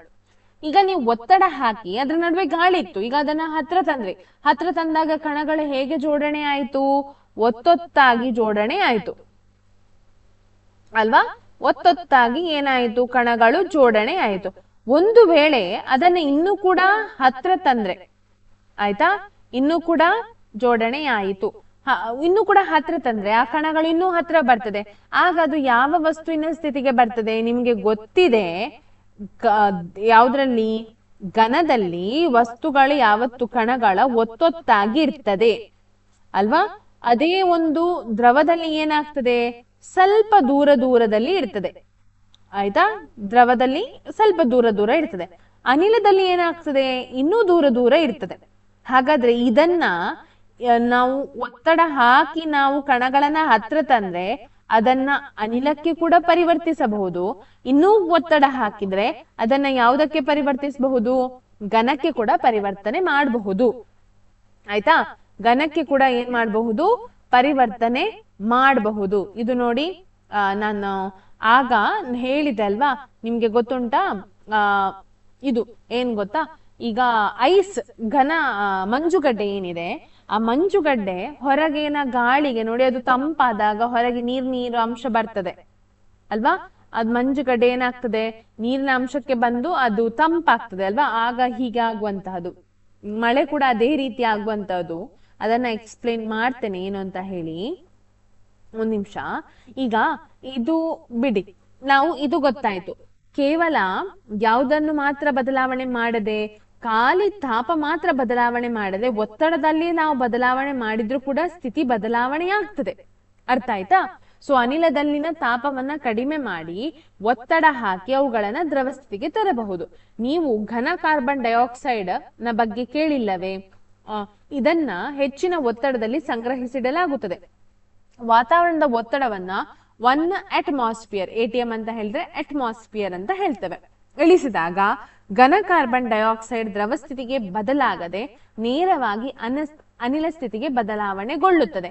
ಈ ಕಾರಣದಿಂದಾಗಿ ಘನ ಕಾರ್ಬನ್ ಡೈಆಕ್ಸೈಡ್ ಅನ್ನ ಶುಷ್ಕ ಮಂಜುಗಡ್ಡೆ ಎನ್ನುವರು, ಅಂದ್ರೆ ಡ್ರೈ ಐಸ್ ಅಂತ ಹೇಳ್ತಾರೆ. ನೀವು ಮೀನು ಎಲ್ಲ ನೋಡಿರ್ಬಹುದು, ಇದ್ರಲ್ಲಿ ಫ್ರೀಸ್ ಮಾಡಿ ಇರ್ತಾರೆ. ತುಂಬಾ ಬೇರೆ ಬೇರೆ ದೇಶಗಳಿಗೆ ಕಳಿಸುವಂತಹ ವಸ್ತುಗಳು ಏನಿದೆ ನೋಡಿ, ಈ ಎಕ್ಸ್ಪೋರ್ಟ್ ಮಾಡ್ತಾರಲ್ಲ, ಅದು ತುಂಬಾ ದಿನ ಬಾಳಿಕೆ ಬರ್ಬೇಕಾದ್ರೆ ಐಸ್ ಏನಾಗ್ತದೆ, ನಮ್ಮ ನಾರ್ಮಲ್ ಐಸ್ ನೀರಾಗ್ತದೆ ಬೇಗ, ಆದ್ರೆ ಇದು ನೀರಾಗುದಿಲ್ಲ. ಸೊ ಇದು ಡ್ರೈ ಐಸ್ ಅಂತ ಹೇಳ್ತಾರೆ. ಇದರಲ್ಲಿ ಹಾಕಿ ಕಳಿಸ್ತಾರೆ, ಫ್ರೀಸ್ ಮಾಡಿ ಆ ಮೀನುಗಳನ್ನಾಗಿರ್ಬೋದು ಅಥವಾ ಯಾವುದೇ ಒಂದು ಪದಾರ್ಥಗಳನ್ನ ಬೇರೆ ಬೇರೆ ದೇಶಗಳಿಗೆ ಕಳಿಸುವಂತಹ ವ್ಯವಸ್ಥೆಯನ್ನ ಮಾಡ್ತಾರೆ. ನಿಮ್ಗೆ ನಾನು ತೋರಿಸಿದೆ ಅಲ್ವಾ ಡ್ರೈ ಐಸ್ ಹೇಗಿರ್ತದೆ ಅಂತ ಹೇಳಿ. ಇದಲ್ಲ, ಇದನ್ನ ಶುಷ್ಕ ಮಂಜುಗಡ್ಡೆ ಅಂತ ಹೇಳ್ತಾರೆ. ಇದು ನೋಡಿ ನೀರಾಗುದಿಲ್ಲ, ಇದು ಶುಷ್ಕ ಮಂಜುಗಡ್ಡೆ. ನಮ್ಮ ನಾರ್ಮಲ್ ನಾವು ಫ್ರಿಡ್ಜ್ ಅಲ್ಲಿ ಇಟ್ಟು ಐಸ್ ಮಾಡಿದ ಹಾಗೆ ಅಲ್ಲ, ಆಯ್ತಾ? ಇದು ಯಾವುದು ಶುಷ್ಕ ಮಂಜುಗಡ್ಡೆ ಯಾವ್ದ್ರಿಂದ ಮಾಡಲ್ಪಟ್ಟಿರುವುದು? ಕಾರ್ಬನ್ ಡೈಆಕ್ಸೈಡ್ ನಿಂದ. ಕಾರ್ಬನ್ ಡೈಆಕ್ಸೈಡ್ ಅನ್ನ ಹೀಗೆ ಮಾಡುದವರು ಹೇಗೆ, ಅದಕ್ಕೆ ಒತ್ತಡ ಹಾಕಿ ಅದನ್ನ ಹೀಗೆ ಪರಿವರ್ತನೆ ಮಾಡ್ತಾರೆ. ಅಂದ್ರೆ ಅದರಲ್ಲಿರುವ ಗಣಗಳು ಹತ್ರ ಬಂದು ಒತ್ತೊತ್ತಾಗಿ ಜೋಡಣೆ ಆಗುವ ಹಾಗೆ ಮಾಡ್ತಾರೆ. ಸೊ ಹಾಗಾಗಿ ನಮ್ಗೆ ಏನ್ ಸಿಗ್ತದೆ? ಡ್ರೈ ಐಸ್, ಶುಷ್ಕ ಮಂಜುಗಡ್ಡೆ ಸಿಗ್ತದೆ. ಅರ್ಥ ಆಯ್ತಾ? ಇದು ಶುಷ್ಕ ಮಂಜುಗಡ್ಡೆಯ ಬಗ್ಗೆ ಆಯ್ತು. ಈಗ ಮುಂದಕ್ಕೆ ಹೋಗುವ ನಾವು. ಆದುದರಿಂದ ವಸ್ತುಗಳ ಸ್ಥಿತಿ ಯಾವುದೇ ಇರಲಿ, ಅಂದರೆ ಘನ, ದ್ರವ, ಅನಿಲ ಯಾವುದೇ ಇದ್ರೆ ಒತ್ತಡ ಅಥವಾ ತಾಪ ಚೇಂಜ್ ಮಾಡಿದಾಗ ಅಲ್ಲಿ ಏನಾಗ್ತದೆ? ಅವುಗಳ ಸ್ಥಿತಿಗಳನ್ನ ಬದಲಾವಣೆ ಮಾಡಬಹುದು. ಈಗ ಇದೊಂದು ತುಂಬಾ ಇಂಪಾರ್ಟೆಂಟ್, ಯಾವಾಗ್ಲೂ ಕೇಳ್ತಾರೆ ಎಕ್ಸಾಮಿಗೆಲ್ಲ, 2 ಮಾರ್ಕಿಗ 1 ಮಾರ್ಕಿಗೆಲ್ಲ ಕೇಳುವಂತಹದ್ದು. ಇದನ್ನೊಮ್ಮೆ ಜಸ್ಟ್ ಒಮ್ಮೆ ನೋಡಿಕೊಳ್ಳಿ. ನೋಡಿ, ದ್ರವವನ್ನ ಅನಿಲ ಮಾಡುವಂತಹದಕ್ಕೆ ಆವೀಕರಣ ಅಂತ ಹೇಳ್ತಾರೆ. ಅದೇ ಅನಿಲವನ್ನ ದ್ರವ ಮಾಡುವುದಕ್ಕೆ ಏನಂತ ಹೇಳ್ತಾರೆ? ಸಾಂದ್ರೀಕರಣ ಅಂತ ಹೇಳ್ತಾರೆ. ಅನಿಲವನ್ನ ಯಾವುದು ಮಾಡುವುದಕ್ಕೆ? ದ್ರವ ಮಾಡುವುದಕ್ಕೆ ಸಾಂದ್ರೀಕರಣ ಅಂತ ಹೇಳ್ತಾರೆ. ಅದೇ ಘನವನ್ನ ಅನಿಲ ಮಾಡುವುದಕ್ಕೆ ಉತ್ಪತನ ಅಂತ ಹೇಳಿದ್ರೆ, ಅನಿಲವನ್ನ ಘನ ಮಾಡುವುದಕ್ಕೆ ನಿಕ್ಷೇಪಣ ಅಂತ ಹೇಳ್ತಾರೆ. ಘನ ದ್ರವ ಆಗ್ಬೇಕಾದ್ರೆ ಅದನ್ನ ದ್ರವನ ಅಂತ ಹೇಳ್ತಾರೆ. ಹಾಗೆಯೇ ದ್ರವ ಘನ ಆಗ್ಬೇಕಾದ್ರೆ ಅದನ್ನ ಘನೀಕರಣ. ನೀರು ಐಸ್ ಆಗುವುದು ಘನೀಕರಣ, ಐಸ್ ನೀರಾಗುವುದು ದ್ರವನ ಅಂತ ಹೇಳುದು. ಅರ್ಥ ಆಯ್ತಾ? ಸೊ ನಿಮ್ಗೆ ಸಾಂದ್ರೀಕರಣಕ್ಕೆ ನಾನು ಉದಾಹರಣೆ ತೋರಿಸ್ತೇನೆ. ಸಾಂದ್ರೀಕರಣ ಮತ್ತು ಬಾಷ್ಪೀಕರಣ ಇದೆ, ಅದನ್ನ ಎಕ್ಸ್ಪ್ಲೇನ್ ಮಾಡ್ತೇನೆ. ನೋಡಿ, ಇಲ್ಲಿ ಕೊಟ್ಟಿರುವ ತಾಪಗಳನ್ನ ಸೆಲ್ಸಿಯಸ್ ಪದ್ಧತಿಗೆ ಪರಿವರ್ತಿಸಿ ಅಂತ ಕೊಟ್ಟಿದ್ದಾರೆ. ನಾವೇನ್ ಮಾಡ್ಬೇಕು? 300ರಿಂದ -273 ಕಳಿಬೇಕು. ಆಗ ನಮ್ಗೆ ಏನ್ ಸಿಗ್ತದೆ? ಅದು ಸೆಲ್ಸಿಯಸ್ ಅಲ್ಲಿ ಇರ್ತದೆ. ಇಲ್ಲಿ ಕೂಡ 273 ಕಳಿಬೇಕು. ಇಲ್ಲಿ 200 ಬರ್ತದೆ ಅಂತ ಭಾವಿಸ್ತೇನೆ ಅಲ್ವಾ? 200 ಬರ್ತದಲ್ಲ? ಅಲ್ಲ, 300 ಬರ್ತದೆ. 300 ಡಿಗ್ರಿ ಸೆಲ್ಸಿಯಸ್ ಇದು.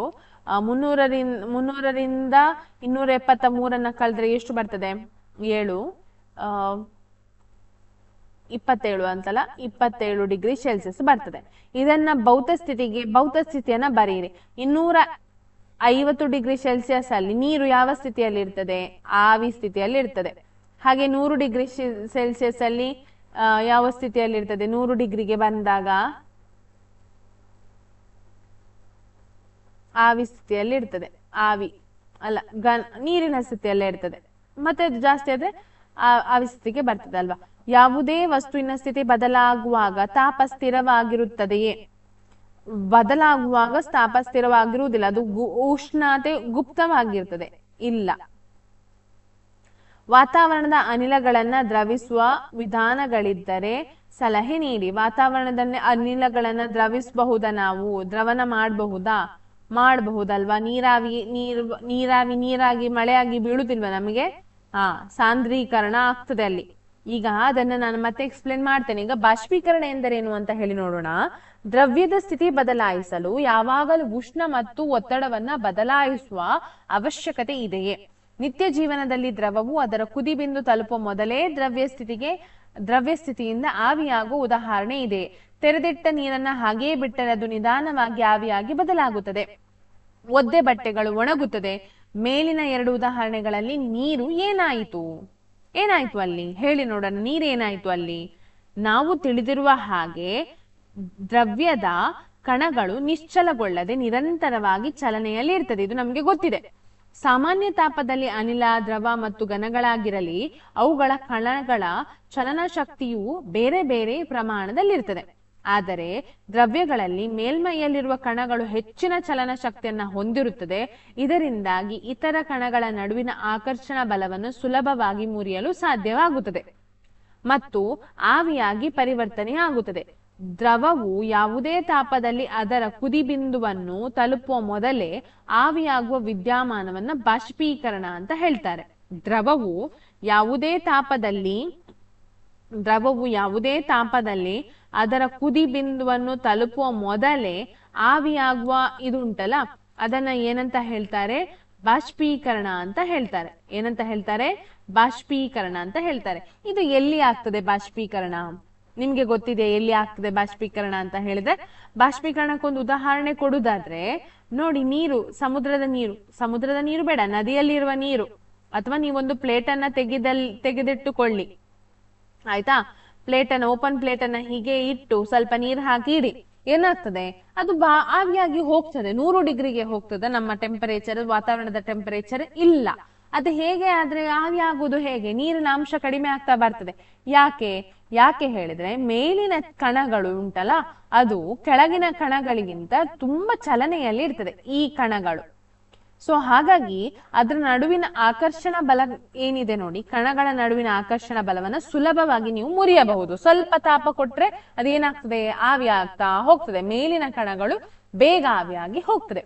ಹಾಗಾದ್ರೆ ಬಾಷ್ಪೀಕರಣಕ್ಕೆ ಪ್ರಭಾವ ಬೀರುವಂತಹ ಅಂಶಗಳು ಯಾವುದೆಲ್ಲ? ಒಂದು ಪ್ರಮಾಣದಲ್ಲಿ 5 ml ನಷ್ಟು ನೀರನ್ನ ತೆಗೆದುಕೊಳ್ಳಿ ಮತ್ತು ಅದನ್ನ ಕಿಟಕಿ ಬಡಿ ಅಥವಾ ತಿರುಗುತ್ತಿರುವ ಫ್ಯಾನ್ ನ ಕೆಳಗಿಡಿ.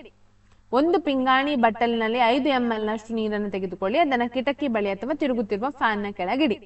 ಹಾಗೆ ಪಿಂಗಾಣಿ ಬಟ್ಟಲಿನಲ್ಲಿ 5 ml ನಷ್ಟು ನೀರನ್ನು ತೆಗೆದುಕೊಂಡು ನಿಮ್ಮ ತರಗತಿಯ ಬೀರುವಿನಲ್ಲಿಡಿ ಅಥವಾ ಶೆಲ್ಫ್ ನ ಮೇಲಿಡಿ. ಕೊಠಡಿಯ ತಾಪವನ್ನ ದಾಖಲಿಸಿಕೊಳ್ಳಿ. ಕೊಠಡಿಯ ತಾಪವನ್ನ ದಾಖಲಿಸಿಕೊಳ್ಳುವುದು ಹೇಗೆ? ನಿಮ್ಗೆ ದಾಖಲಿಸಿ ಅಂತ ಹೇಳಿದ್ರೆ ನೀವು ತೆಗೆದುಕೊಂಡು ತಾಪಮಾಪಕವನ್ನು ನೋಡುದಾ? ಅಲ್ಲ.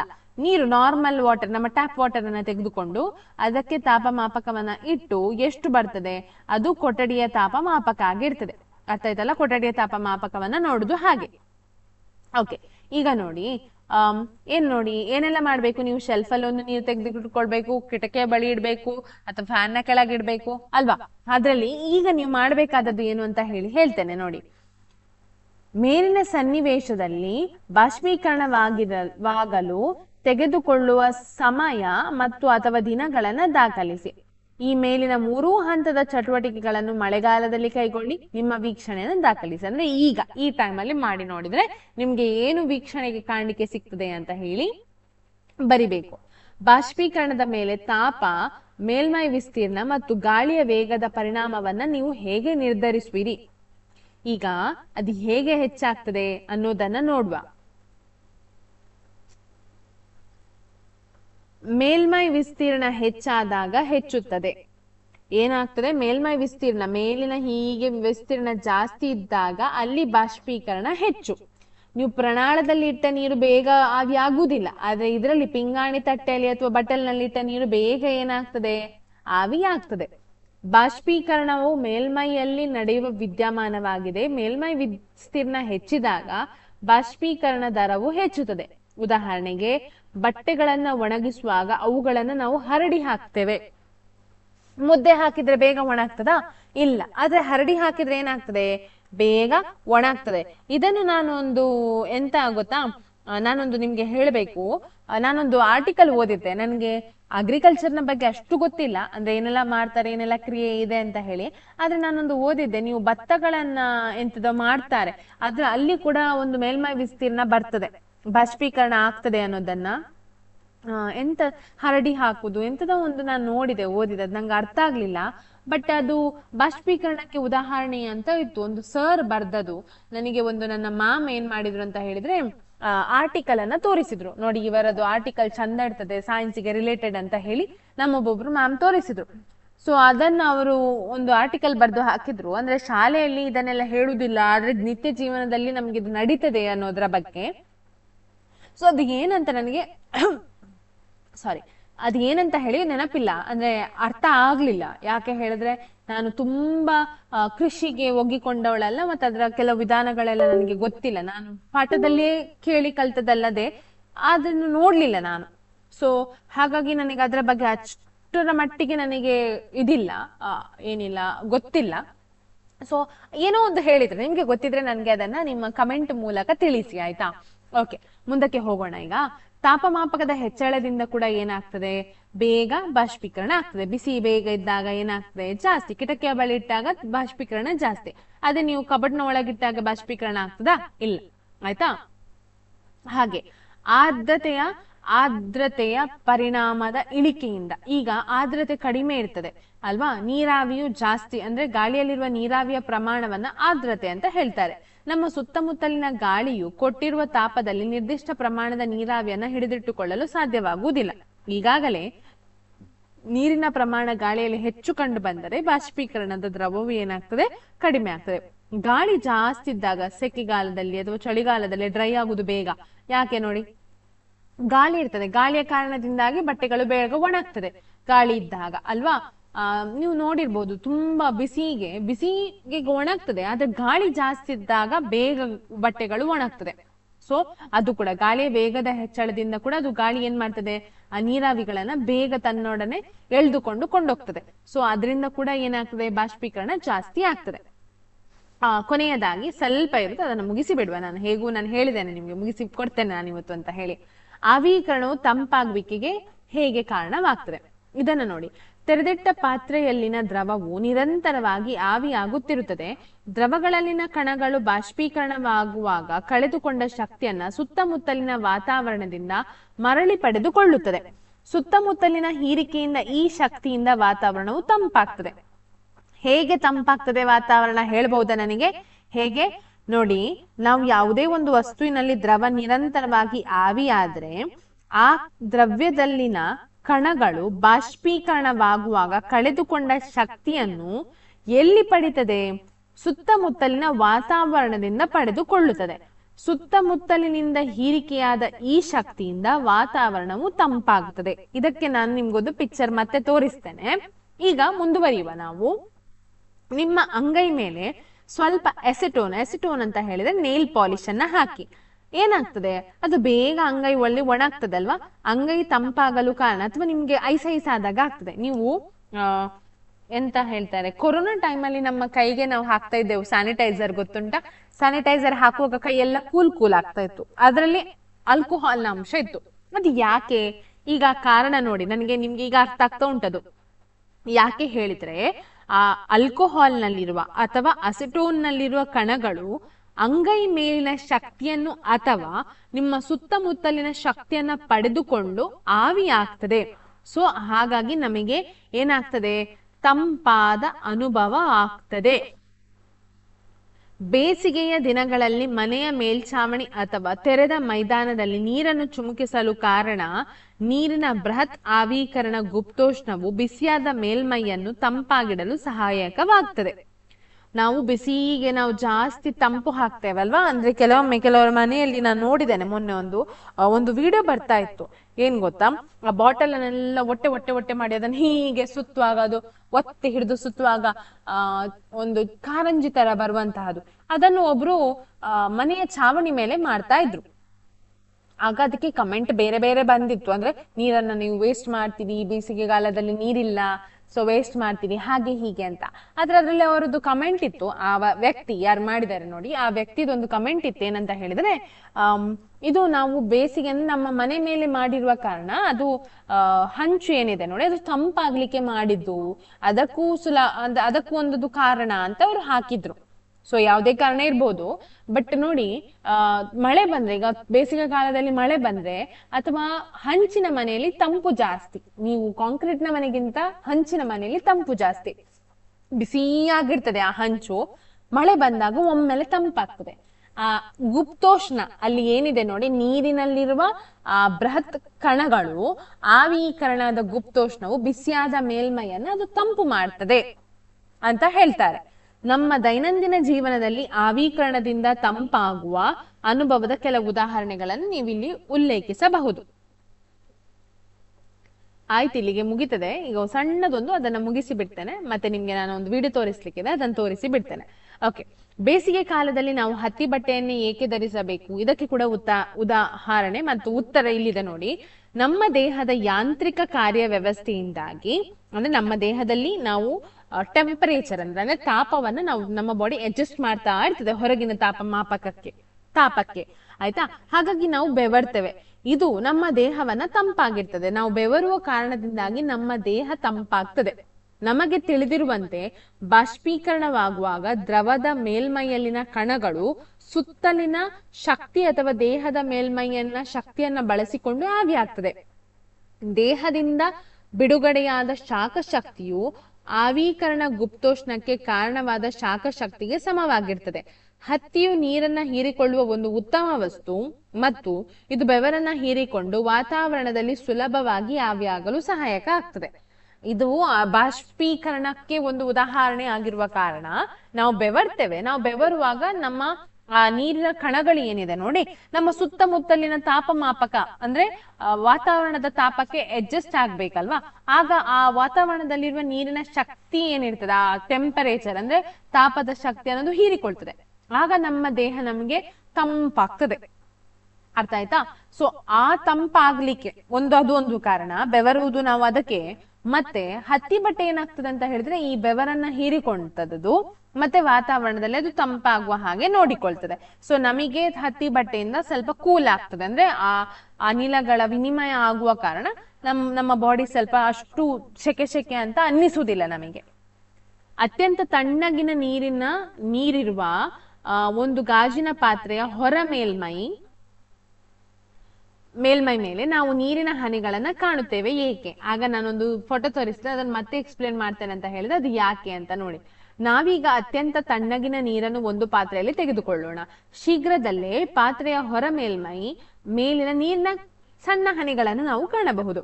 ವಾತಾವರಣದಲ್ಲಿನ ನೀರಾವಿಯು ಕಣಗಳು ತಂಪಾದ ಲೋಟದ ಹತ್ತಿರ ಬಂದಾಗ ಶಕ್ತಿಯನ್ನ ಕಳೆದುಕೊಳ್ಳುತ್ತದೆ ಮತ್ತು ದ್ರವ ಸ್ಥಿತಿಗೆ ಬರುತ್ತದೆ. ನಾವು ಅವುಗಳನ್ನ ನೀರಿನ ಹನಿಗಳಾಗಿ ನೋಡುತ್ತೇವೆ.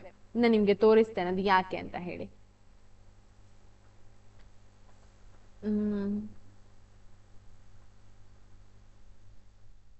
ಇದು ನೋಡಿ, ಇದು ಯಾಕೆ? ಇದ್ರೊಳಗೆ ಐಸ್ ಉಂಟಾ? ಐಸ್ ಉಂಟು, ನಿಮ್ಗೆ ಕಾಣ್ತಾ ಉಂಟಲ್ಲ ಐಸ್ ಉಂಟು, ಎಲ್ಲರಿಗೆ ಕಾಣ್ತದ ಐಸ್ ಉಂಟು ಅಂತ ಹೇಳಿ ಅಲ್ವಾ? ಇದ್ರೊಳಗೆ ಮಂಜುಗಡ್ಡೆ ಇದೆ. ಈಗ ಮಂಜುಗಡ್ಡೆ ಇದೆ. ಹೊರಗೆ ಇಲ್ಲಿ ಗಾಳಿ ಉಂಟಲ್ಲ, ಆ ಗಾಳಿಯಲ್ಲಿ ಏನಿದೆ? ನೀರಾವಿ ಇದೆ.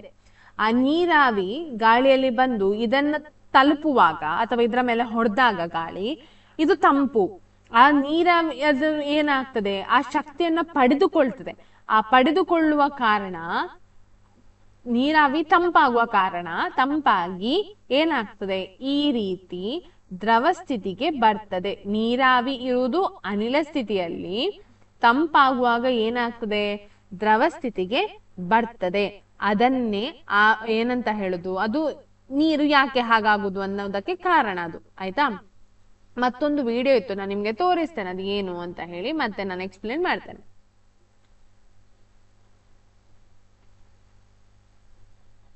ಇಲ್ಲಿ ನೋಡಿ, ಒಂದು ಕೆಟಲ್ ಇಟ್ಟಿದ್ದಾರೆ, ಬಿಸಿ ನೀರಿದೆ, ಮತ್ತೆ 2 ಲೋಟಗಳಿದೆ, ಮತ್ತೆ ಏನುಂಟು ಅಲ್ಲಿ? ಐಸ್ ಇಟ್ಟಿದ್ದಾರೆ. ಒಂದ್ರಲ್ಲಿ ನೀರು ಬಿಸಿ ಮಾಡಿದ್ರು ಅವರು. ಬಿಸಿ ಮಾಡಿ ನೋಡಿ ಹಾಕ್ತಾ ಇದ್ದಾರೆ, ಒಂದು ಗ್ಲಾಸಿಗೆ ಹಾಕ್ತಾ ಇದ್ದಾರೆ ಬಿಸಿ ನೀರು ಏನಾಗ್ತದೆ? ಬಿಸಿ ಇದ್ದಾಗ ನೀರು ಆಗಿ ಆಗ್ತದೆ. ಈಗ ನೋಡಿ ಏನ್ ಮಾಡ್ತಾರೆ? ಮುಚ್ಚಿದ್ರು ಅದನ್ನ. ಯಾಕೆ ಮುಚ್ಚಿದ್ರು ಅಂತ ಹೇಳ್ತೇನೆ, ಯಾಕೆ ಅಂತ ಹೇಳಿ. ಈಗ ಮೇಲೆ ಐಸ್ ಇಟ್ರು. ಈಗ ಮತ್ತೆ ನಾನು ತೋರಿಸ್ತೇನೆ. ಈಗ ಅದನ್ನ ಮುಟ್ಲಿಕ್ಕೆ ಆಗುದಿಲ್ಲ, ಹೋದ್ರೆ ಅದು ವಿಡಿಯೋ ಪೌಸ್ ಆಗ್ತದೆ. ನೀರು ಆವಿ ಆಗ್ತಾ ಉಂಟು, ಆವಿಯಾಗಿ ಎಲ್ಲಿ ಹೋಗ್ತಾ ಉಂಟು? ಮೇಲೆ ಹೋಗ್ತಾ ಉಂಟು. ಮೇಲೆ ಹೋಗಿ ನೋಡಿ ಅದೆಲ್ಲವೂ ಒಳಗೆ ಆ ನೀರಾವಿ ಇಲ್ಲದಿದ್ರೆ ಅದು ಹಾಗಾಗುದಿಲ್ಲ, ನಾವು ತಂಪಾಗ್ಲಿಕ್ಕೆ ಕಾಯ್ಬೇಕು. ಆದ್ರೆ ಹೊರಗೆ ಅಲ್ಲಿ ಮೇಲೆ ಏನಿಟ್ಟಿದ್ದಾರೆ, ಐಸ್ ಇಟ್ಟ ಕಾರಣ ಆ ನೀರಾವಿಗಳು ಮೇಲೆ ಹೋಗುವಾಗ ತಂಪಾಗ್ತದೆ. ತಂಪಾಗುವಾಗ ಯಾವಾಗದಕ್ಕೆ ಪರಿವರ್ತನೆ ಆಗ್ತದೆ, ಅನಿಲ ಸ್ಥಿತಿ ಇದ್ದದ್ದು ದ್ರವ ಸ್ಥಿತಿಗೆ ಪರಿವರ್ತನೆ ಆಗ್ತದೆ. ನಾವು ಮಳೆಗಾಲದಲ್ಲಿ ನೀರನ್ನ ಹೀಗೆ ಕೂಡ ಪಡಿಬಹುದು. ಅಂದ್ರೆ ಕೆಟ್ಟ ನೀರು ಏನಿದೆ ನೋಡಿ, ಅಂದ್ರೆ ನಿಮ್ಮಲ್ಲಿಗೆ ನೀವೊಂದು ಕಾಡಲ್ಲಿ ತಪ್ಪಿ ಹೋದ್ರೆ ಅಥವಾ ಏನೋ ಒಂದು ನಿಮ್ಗೆ ನೀರೇ ಇಲ್ಲ, ಎಲ್ಲೋ ಒಂದು ದಾರಿ ತಪ್ಪಿ ಹೋದ್ರೆ ಜೋರ್ ಬಾಯಾರಿಕೆ ಆಗ್ತುಂಟು, ಆಗ ಆ ನೀರನ್ನ ಬಿಸಿ ಮಾಡಿ ಈ ರೀತಿ ಮೇಲೆ ಐಸ್ ಎಲ್ಲ ಇಟ್ಟು ನಿಮ್ಗೆ ಶುದ್ಧ ನೀರನ್ನ ಪಡಿಬಹುದು. ಅದು ನೀರಿನ ಕಣಗಳು ಮಾತ್ರ ನಿಮ್ಗೆ ಸಿಗ್ತದೆ, ಆ ಡಸ್ಟ್ ಎಲ್ಲ ಆ ಕೆಳಗಿನ ನೀರಲ್ಲೇ ಇರ್ತದೆ.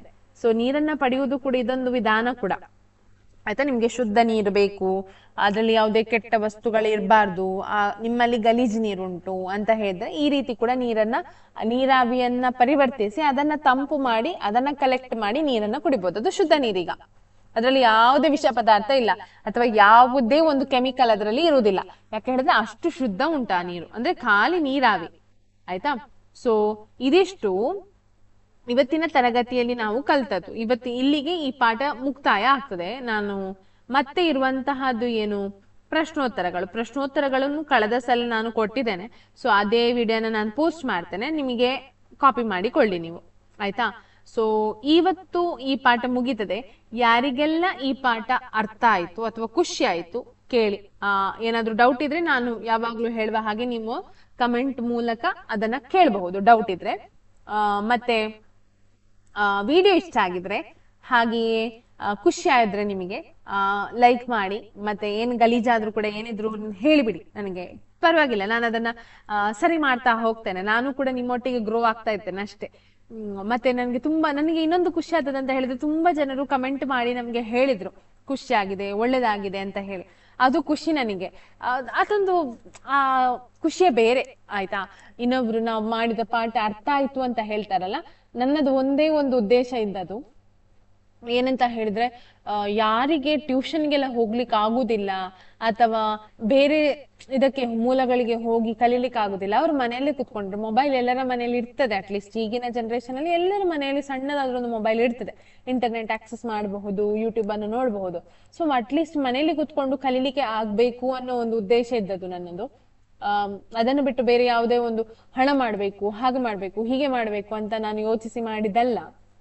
ಆದ್ರೆ ಇದರಿಂದ ತುಂಬಾ ಜನರಿಗೆ ಹೆಲ್ಪ್ ಆಗ್ತದಲ್ಲ, ಒಂದು ಸಹಾಯ ಆಗುವಾಗ ಅವರು ಹೇಳ್ತಾರಲ್ಲ, ಒಂದು ಖುಷಿ ಆಗಿತ್ತು ಮ್ಯಾಮ್, ನಿಮ್ಮ ಪಾಠ ಒಳ್ಳೆ ಅರ್ಥ ಆಯ್ತು ಅಂತ ಹೇಳಿ, ಅದನ್ನು ಕೇಳಿ ತುಂಬಾ ಖುಷಿ ಆಗ್ತದೆ. ಅದಕ್ಕಿಂತ ಮಿಗಿಲಾದದ್ದು ಬೇರೆ ಯಾವುದೇ ಇಲ್ಲ, ಅದಕ್ಕೆ ಮಿಗಿಲಾದ ಸಂತೋಷ ಇಲ್ಲ. ವಿದ್ಯಾದಾನ ಎಲ್ಲ ದಾನಕ್ಕಿಂತ ಶ್ರೇಷ್ಠ ದಾನ. ನನಗೆ ಗೊತ್ತಿರೋದನ್ನ ನಾನು ನಿಮ್ಗೆ ಹೇಳ್ತಾ ಇದ್ದೇನೆ. ನನಗೆ ಮಿಸ್ ಆಗ್ತದೆ, ನಾನೀಗ ದೊಡ್ಡ ಕ್ಲಾಸಿಗೆ ಕಲಿಸ್ತಾ ಇಲ್ಲ, ಸಣ್ಣ ಕ್ಲಾಸಿಗೆ ಕಲಿಸ್ತಾ ಇರೋದು.